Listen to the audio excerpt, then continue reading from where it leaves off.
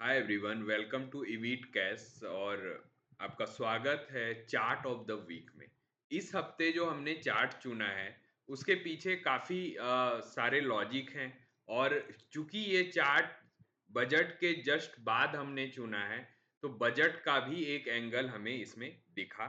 और बहुत सारे लॉजिक जो हम यूज़ करते हैं प्रीवियस चार्ट सिलेक्शंस में उसको हमने यूज़ किया और आपके सामने ये पूरे बाजार से चुनकर एक चार्ट निकाला है जिसमें हमें लगता है कि आगे आने वाले समय में वो अच्छे टारगेट्स बनाएगा, अच्छी रैली दिखाएगा। उसके पीछे के लॉजिक के बारे में जानते हैं। चलिए चलते हैं चार्ट पे और जानते हैं कि उसके पीछे के लॉजिक क्या हैं और हमने इस चार्ट को क्यों चुना है।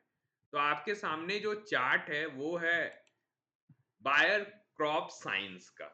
अब इस कंपनी के फंडामेंटल्स को अगर आप देखोगे तो आपको लगेगा कि ये रेगुलर यूज के गुड्स बनाता है, यानी हमें जो आम जिंदगी में यूज होने वाले गुड्स हैं उससे रिलेटेड ये कंपनी है।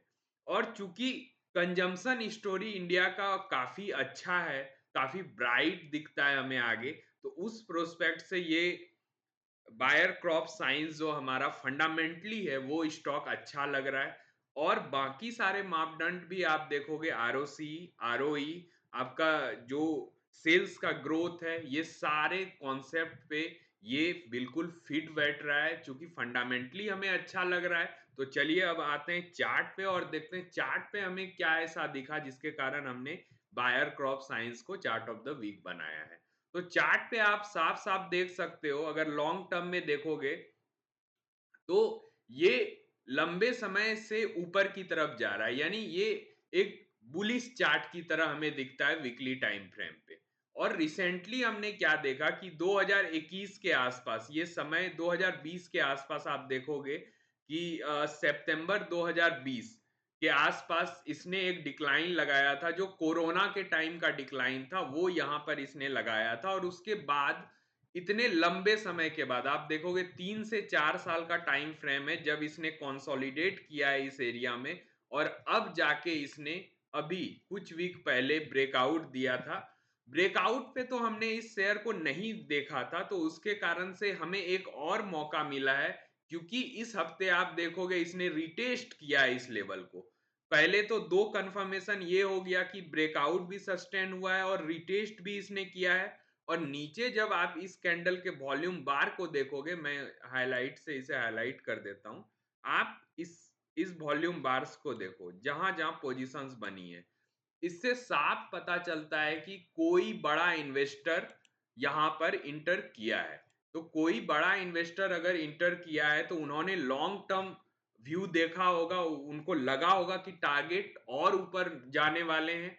और उनके पीछे का जो लॉजिक होगा वो इसी के आसपास होगा कि फंडामेंटली अच्छा स्टॉक है और रेगुलर यूज का गुड्स है। तो चूंकि कंजम्पशन स्टोरी अच्छी है, तो इन सारे चीजों को अगर आप मिला दोगे तो ये चार्ट हमें इस हफ्ते बहुत अच्छा लग रहा है। पूरे बाजार में सबसे अच्छा एक्चुअली लग रहा है। जहां तक हम लोग एनालाइज करते हैं, उसमें से एक चार्ट निकालते हैं तो उसमें सबसे अच्छा चार्ट हमें लग रहा है।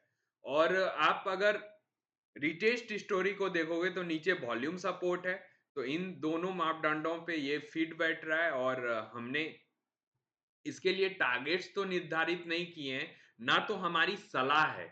ये हम एजुकेशनल पर्पस से, ये जो वीडियोस हैं ये एजुकेशनल पर्पस से बनाया जाता है। तो यहाँ बताया जाता है आपको किस तरह से हम लोग कंपनी को एनालाइज करते हैं। अब एनालिसिस तक तो बात सही है, लेकिन अगर आपको इसमें आगे किसी भी तरह से ट्रेडिंग कॉन्सेप्ट से, इन्वेस्टिंग कॉन्सेप्ट से अगर पोजीशन बनानी है तो आप अपने इन्वेस्टमेंट एडवाइजर की राय जरूर ले लें। ये पूरा का पूरा वीडियो एजुकेशनल पर्पस के लिए बनाया गया था। और दूसरी एक नया कॉन्सेप्ट मैं इस चार्ट के साथ आपको बता देता हूं कि हम लोग अक्सर बाजार में किस तरह की बातें करते हैं, वो इस तरह की बात करते हैं कि कोई सस्ता स्टॉक ले लो। और हम लोग सोचते हैं कि प्राइस वाइज जो सस्ता है वही सस्ता है, लेकिन ये मिथ है।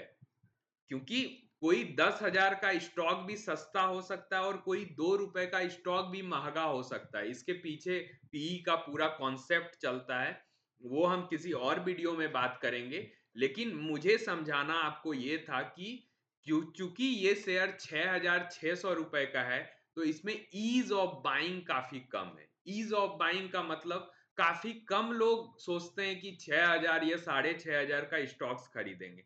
और जिन स्टॉक्स के साथ ईज ऑफ बाइंग का कॉन्सेप्ट जुड़ जाता है, वहां पे आप गौर करोगे, रैली जो होती है वो लंबी रहती है, क्योंकि वहां पे सारे बड़े इन्वेस्टर आते हैं और अपना पैसा डिप्लॉय करते हैं। तो ये कॉन्सेप्ट आज के लिए था। मिलते हैं अगले चार्ट ऑफ द वीक के साथ अगले वीक। तब तक के लिए बाय।